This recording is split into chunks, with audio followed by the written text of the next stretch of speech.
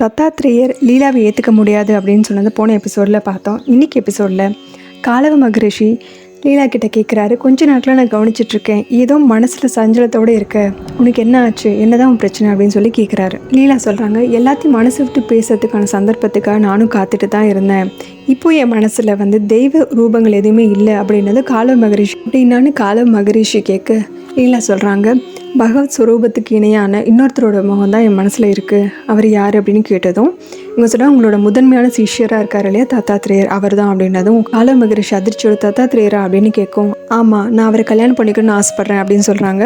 காலவ மகரிஷி சொல்கிறாரு, நீ தத்தாத்ரேயரை பற்றி உனக்கு என்னமா தெரியும், அவர் பெரிய ஞான பண்டிதர், அது மட்டும் இல்லாமல் அவர் மாதிரி ஒருத்தர் அவர் திருமணத்துக்கு ஒத்துக்குவார் அப்படிங்கிறத நம்ம எதிர்பார்க்கவே முடியாது. உடனே லீலா சொல்கிறாங்க, நீங்களும் பெரிய பண்டிதராச்சு, உங்களோட பொண்ணு தானே நான், உங்களோட பொண்ணாக இருக்கிற ஒரு தகுதி எனக்கு போதாதா அப்படின்னு சொல்லி கேட்குறாங்க. தத்தாத்ரேயர் சிறந்த கர்மயோகி அப்படின்னா அவரோட கர்மயோக பயணத்தில் நானும் கூட கூட்டாளியாக இருந்தேன்னா எனக்கும் அந்த புண்ணியம் கிடைக்கும்ல அப்படிங்கிறாங்க லீலா.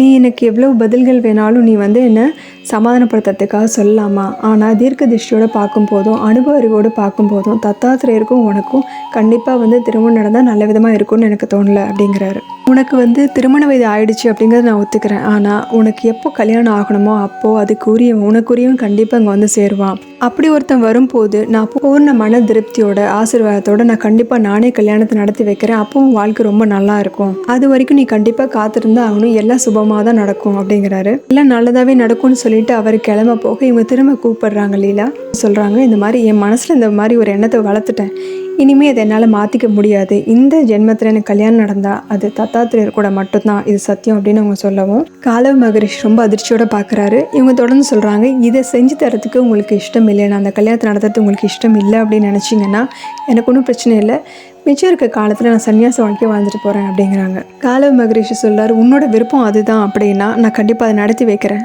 ஆனால் இந்த வாழ்க்கையில் ஏதாவது பிரச்சனைகள் வந்தால், பாதியில் துக்கங்கள் வந்துச்சுன்னா அது உன்னோட விதின்னு ஏற்றுக்கோ, அதுக்காக என்ன பழிக்கிறதோ என்ன சபிக்கிறதோ வேண்டாம் அப்படின்னு சொல்லிட்டு போயிடுறாரு. லீலா அதை அதிர்ச்சியோடையும் குழப்பத்தோடையும் பார்த்துட்டு நின்றுட்டுருக்காங்க. அடுத்த காட்சியில் தத்தாத்ரேயர் கூட காலவ மகரிஷி பேசிகிட்டு இருக்காரு. லீலா சொன்னது சொல்லிட்டு இருக்கும்போது தத்தாத்ரேயர் சொல்கிறாரு, என்னோட வாழ்க்கையில் ஒரு தடவை கூட நான் கல்யாணத்தை பற்றி யோசிச்சதே கிடையாது, என்னோட வழியும் அது கிடையாது, என்னுடைய விருப்பம் என்ன அப்படின்னு தெரிஞ்சிருந்தோம் நீங்கள் என்னை கல்யாணம் பண்ணிக்க சொல்கிறீங்களா அப்படின்னு சொல்லி கேட்கும். காலவ மகரிஷி பதில் சொல்ல முடியாமல் மௌனமாக இருக்காரு. தத்தாத்ரேயரும் விடாமல் கேட்குறாரு, ஏன் மௌனமாக இருக்கீங்க, பதில் சொல்லுங்க அப்படின்னு கேட்குறாரு. அதுக்கு காலவ மகரிஷி சொல்ல, நீ சொல்றது எல்லாமே சரிதான்ப்பா, இது எல்லாத்தையுமே நான் என் பொண்ணுகிட்ட சொல்லிட்டேன், அவள் எதையுமே காது கொடுத்து கேட்கவும் மாட்டேங்கிறா, மனசுல ஏத்தவும் மாட்டேங்கிறா, ஆனா நீ அவளை அந்த அளவுக்கு ஈர்த்திருக்க, அவ மனசுல ரொம்ப ஆழமா பதிஞ்சுட்ட, அதுல இருந்து அவ மீளணும்னா அவளுக்கு கல்யாணம் பண்ணி வைக்கிறது தான் சரியா இருக்கும், உன்னை கல்யாணம் பண்ணி வைக்கிறது தான் சரியா இருக்கும், அவ எனக்கு ஒரே பொண்ணு, அவன் மேல எனக்கு ரொம்ப பாசமும் அதிகம், ஆனா உன்னோட மனசுல எந்த விகல்பமும் இல்லை, இருந்தாலும் உனக்கு அவ மேல ஒரு சாதாரண அபிமானம் கூட கிடையாது அப்படின்னு கேட்டதும் அப்படியெல்லாம் இருக்குதான், இந்த எல்லா பந்தங்கள்ல இருந்து விடுபடணும்னு ஆசைப்படுறேன், என்ன திருமண பந்தத்தை தள்ள முயற்சி பண்றீங்களே அப்படிங்கிறாரு. அதுக்கு காலவ மகரிஷி சொல்ல, நீ எதுவும் சொல்ல வேண்டாம்ப்பா, என் பொண்ணு நித்திய கன்னியா வாழணும்னு ஆசைப்படுறான், ஆனா இந்த மாதிரி ஒரு சூழ்நிலையில தன்னோட பொண்ணை பார்க்கறதுக்கு எந்த அப்பாவாலையும் முடியாது, இந்த மாதிரி தன்னோட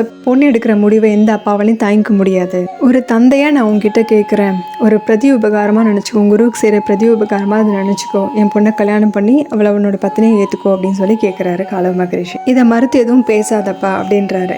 கையெடுத்து கும்பிட்டு கேட்கிறாரு. குருவோட கைகளை பிடிச்சிக்கிற தத்தாத்ரேயர் சொல்றாரு, என்னால மறுத்து எதுவும் பேச முடியாதான், ஆனா என் மனசு இப்ப ரொம்ப அலைப்பாஞ்சிட்டு இருக்கு, அலையெல்லாம் அடங்க விட்டு அதுக்கப்புறமே நான் உங்ககிட்ட பதில் சொல்றேன் அப்படிங்கிறாரு. அடுத்த காட்சியில தத்தாத்ரேயரும் காலவ மகரிஷி பேசுறத காமிக்கிறாங்க. அவர் காலவ மகரிஷி சொல்லாரு, நீ என்ன முடிவு எடுத்தாலும் ஒரு குருவா நான் ஏத்துக்க முடியும், ஆனா ஒரு தந்தையா கொஞ்சம் கஷ்டமா இருந்தாலும் நான் ஏத்துக்கிதான் ஆகணும், பதில் சொல்லு அப்படின்னு சொல்லி சொல்றாரு. தத்தாத்ரேயர் சொல்றாரு, என்னை மானசீகமாக மனசுல வச்சு வணங்குற குரு புத்திரி, அவளுக்கு கணவனா இருக்க சொல்லி கேட்கிற குரு, இந்த மாதிரி சூழ்நிலையில் நான் ரொம்ப தர்ம சங்கடத்துல தான் இருக்கேன், ஆனா குருங்கிறவர் ஈஸ்வரனுக்கு சமமானவர் இல்லையா, ஒரு ஜீவன் முக்தனா ஆகிறதா என்னுடைய வாழ்க்கையோட லட்சியமாவே இருக்கு, அதுக்கு எந்த தடங்களும் வராம இருக்கணும் அப்படின்னு சொல்றாரு. அதுக்கு காலவ மகரிஷி, ஈஸ்வரன் என்ன முடிவு பண்ணிருக்காரோ அதை மீறி நடக்கிற சக்தி மனிதர்களுக்கு கிடையாது. அதுக்கு தத்தாத்ரேயர் கேட்கிறாரு, நீங்க தானே சொல்லி கொடுத்துருக்கீங்க, விதியை கூட மாத்திர சக்தி நமக்கு இருக்கு அப்படின்னு சொல்லி, அப்படின்னதான் காலவ மகரிஷி சொன்னாரு, நீ அந்த அளவுக்கு இன்னும் ஒரு பெரிய குருவா மாறிடலப்பா, நீ இன்னும் சாதாரண மனுஷனா தான் இப்பவும் இருக்க, ஜீவன் முக்தனுங்கிற நிலையை அடையிற வரைக்கும் வாழ்க்கையில என்ன நடக்கிறதுனாலும் அது போக்குள்ளே தான் விடணும், இப்போ இறைவனோட ஆசை எதுவோ விருப்பம் எதுவோ அதை அனுசரிச்சு வாழ்றதா இப்போ நீ செய்வ வேண்டிய கடமை. நீதானப்பா இப்போ சொன்ன குருவும் ஈஸ்வரனும் ஒன்று தான்னு. உடனே தத்தாத்திரேய சொல்லாரு, இப்போ என் மனசில் இருக்க தர்ம சங்கடம் எல்லாம் போயிடுச்சு அப்படின்னு தோணுது எனக்கு. ஈஸ்வரனோட விருப்பம் இதுதான்னா இந்த கல்யாணத்தில் எனக்கு சம்மதம் அப்படின்னு சொல்ல காலவ மகரிஷி முன்னிலையில் இவங்க 2 பேரும் திருமணம் நடக்குது. இதோட இந்த எபிசோட் முடியுது. நாளைக்கு அடுத்த எபிசோடில் பார்க்கலாம். நம்ம சேனல் சப்ஸ்கிரைப் பண்ணுங்கள், லைக் பண்ணுங்கள், ஷேர் பண்ணுங்கள், பெல் பண்ணி ப்ரெஸ் பண்ணுங்கள். தேங்க்யூ.